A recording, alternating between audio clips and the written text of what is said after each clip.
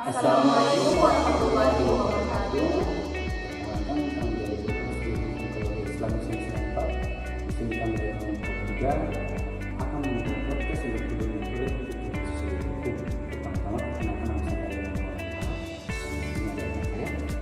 Perkenalkan nama saya Siti Sukma Ayu. Dan perkenalkan nama saya Salsabila.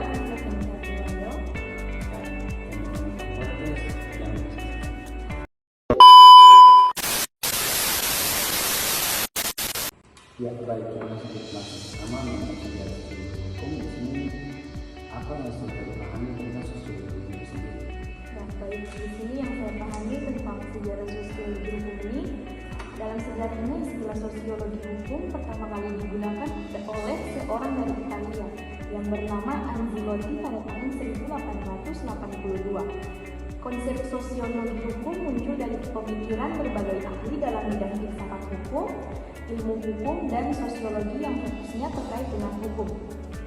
Kemudian pemikiran-pemikiran tersebut tidak hanya berasal dari individu-individu, tetapi juga dari kelompok-kelompok atau aliran-aliran yang mewakili serangkaian pemikiran yang pada dasarnya serupa filsafat hukum dan ilmu hukum, memiliki peranan penting dalam perkembangan sosiologi hukum yang terbukti melalui kontribusi berbagai mazhab yang berpengaruh dalam bidang ini. Ya, selanjutnya tentang pengertian sosiologi hukum, Saudara Reno, apa yang Anda ketahui tentang pengertian sosiologi hukum? Kalau sosiologi hukum itu merupakan bagian dari sosiologi yang mempelajari sosial hukum, dimulai dari observasi fenomena nyata dan ekspresi kolektif dalam praktik dan efektif.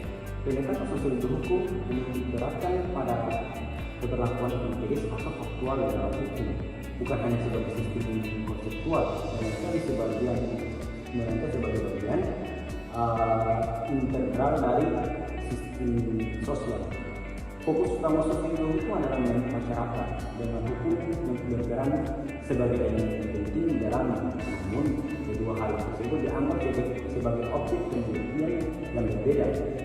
Jadi, sosiologi hukum pada dasarnya adalah penggabungan dua konsep ilmu, yaitu sosiologi, ilmu yang mempelajari struktur masyarakat, dan hukum yang berarti mengatur respon terhadap berbagai fenomena sosial di dalam masyarakat.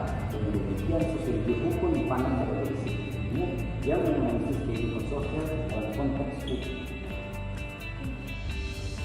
Baik, Saudari Sukma, bisakah Anda menjelaskan tentang definisi sosiologi hukum menurut para ahli? Baik, berkaitan dengan definisi sosiologi hukum menurut ahli ada beberapa di antaranya. Pertama, menurut Sajipto Raharjo, sosiologi hukum merupakan disiplin ilmu yang mengkaji fenomena hukum dengan mengeksplorasi di luar rangka kerugian hukum, melainkan dengan memperhatikan bagaimana hukum diterapkan oleh individu dalam masyarakat. Yang kedua, menurut Soetandi Wikdo Joberoto, sosiologi hukum adalah bagian dari bidang sosiologi yang fokus pada pemahaman tentang hukum sebagai bagian integral dari pengalaman sehari-hari dalam masyarakat, mencakup paradigma, metode, dan dinamika masalahnya. Ya, selanjutnya tentang karakteristik sosiologi hukum.